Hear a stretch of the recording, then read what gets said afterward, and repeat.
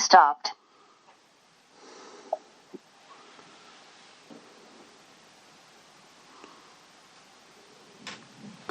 Okay, wait till the recording starts. Recording in progress.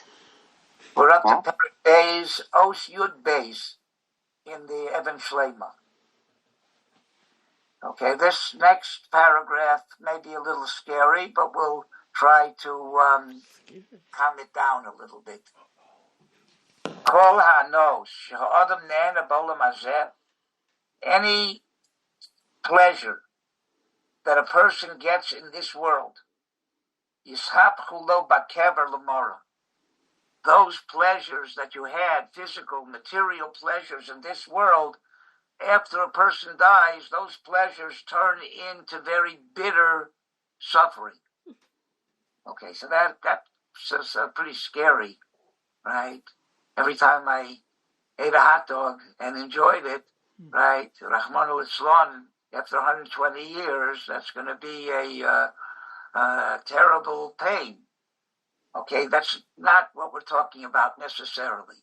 Let's finish the paragraph before you leave the shiur and never return. So any enjoyment that a person had in this world, when he dies, the enjoyment will turn into pain.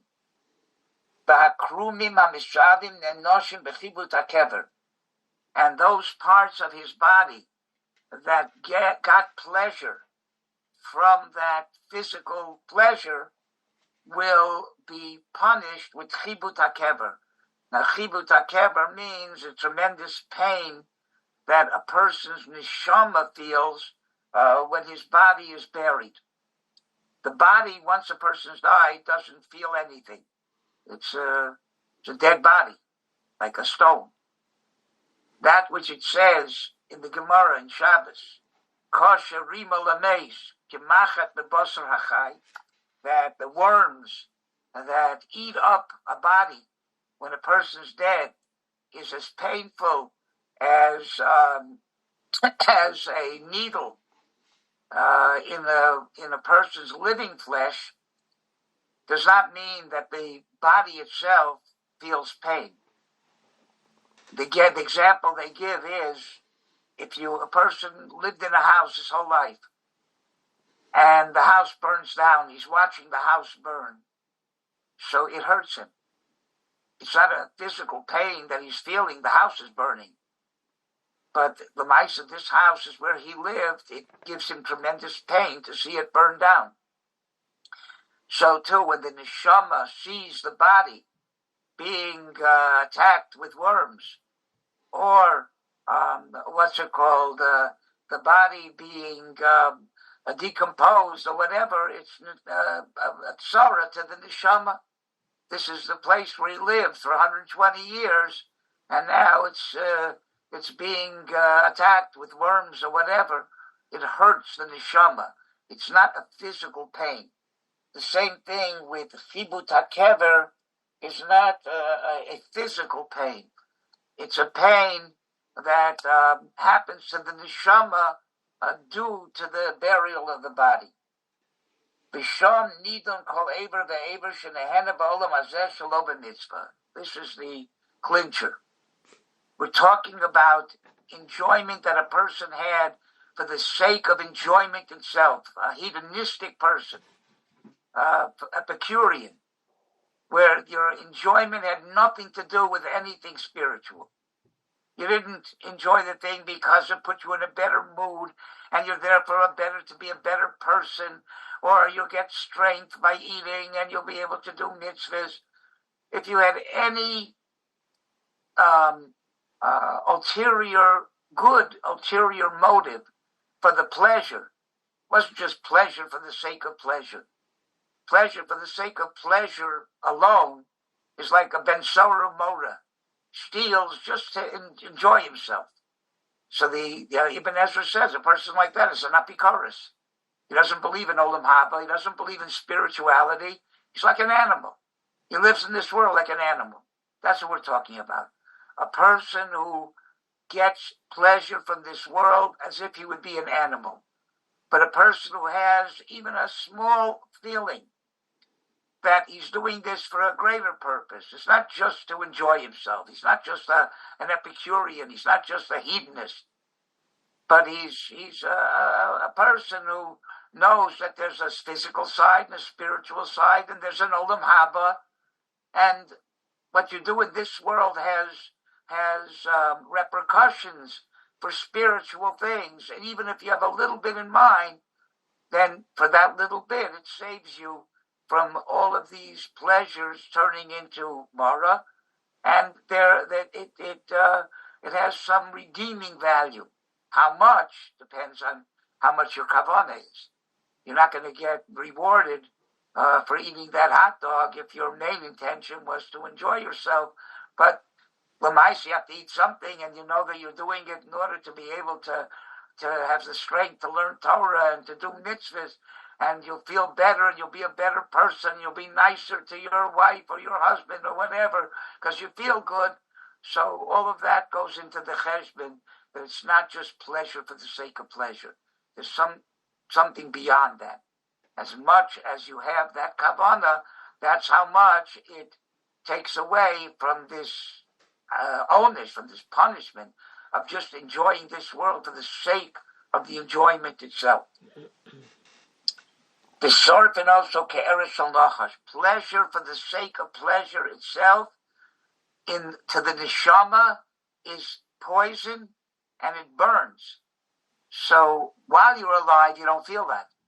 Adarabi, you feel the physical pleasure. After a person leaves this world, that physical pleasure now affects his neshama and turns into something that is painful. The Gamma Tzadikim Nenoshim Bechibut HaKever.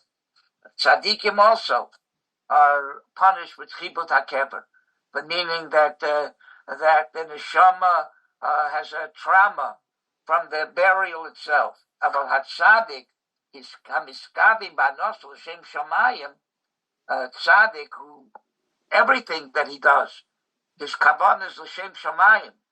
So if you're a Rasha and everything you do is for the sake of your own physical pleasure, so that's one thing. If you're a tzaddik, everything you do is l'shem mitzvah, right? L'shem shamayim. That's the other extreme. Most of us are somewhere beinoni, in between. We have kavanas for pleasure. On the other hand, in the back of our mind at least, we have the understanding that that's not the goal of life, but there's a purpose that pleasure should serve, which is beyond just the pleasure itself. So somebody who's on the extreme of a tzaddik, all the pleasure that he had in this world is considered a mitzvah.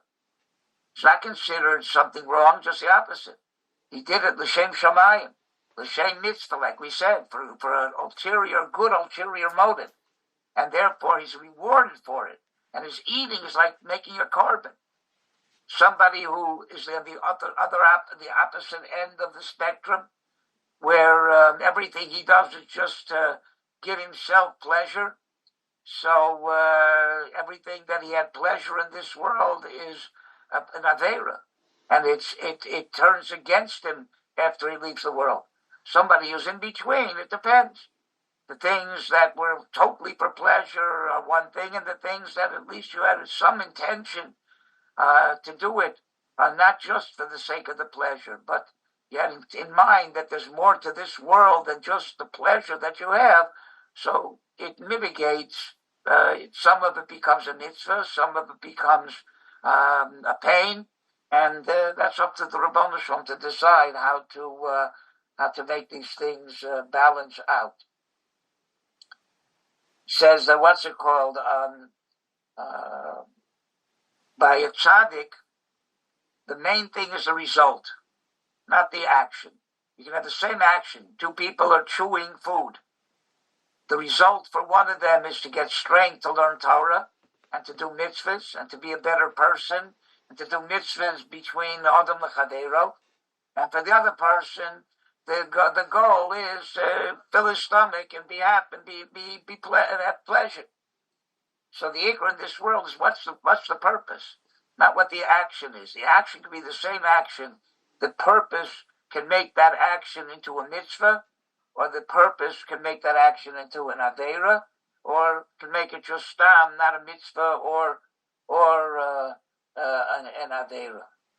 So he compares it to planting and plowing. That's not the ikr, the planting and the plowing.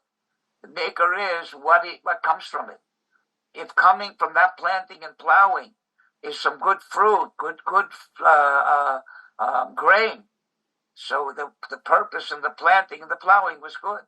If what comes from it is thorns, and there's no benefit or whatever, then there's no purpose in the planting and the plowing either.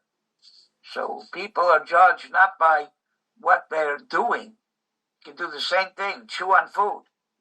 If the goal is a mitzvah or strengthening things that are positive in this world, then the action becomes a mitzvah. If the goal is the opposite, then the action becomes an aveira. And if it's somewhere in between, so that the Ribbono Shel Olam balances how much of it is a mitzvah, how much is an aveira, how much is something that's in between, not a mitzvah or an aveira. Okay, that's. I think that's enough without the pun to digest for this week. Okay, Mirz Hashem, I don't know of any reason why there won't be a shir next week, so there probably will be a shir. Next week is Hanukkah. My wife says there is maybe a reason. I think it's Thursday. Thursday's the first day of Hanukkah? Yeah. Or Wednesday? Yes. Huh? Yes, it is. Thursday. What's the first night? Wednesday night. Wednesday night. So we'll have to decide whether there's a shir or not, because usually during Hanukkah people have Hanukkah parties, family things, and usually the shir suffers because of that. The first night of Hanukkah is usually not the night that people have parties. So if there's no shir on that Wednesday, then you'd have the same problem the following week. We'd have to miss 2 in a row. We don't want to do that. The next Wednesday is the last night of Hanukkah.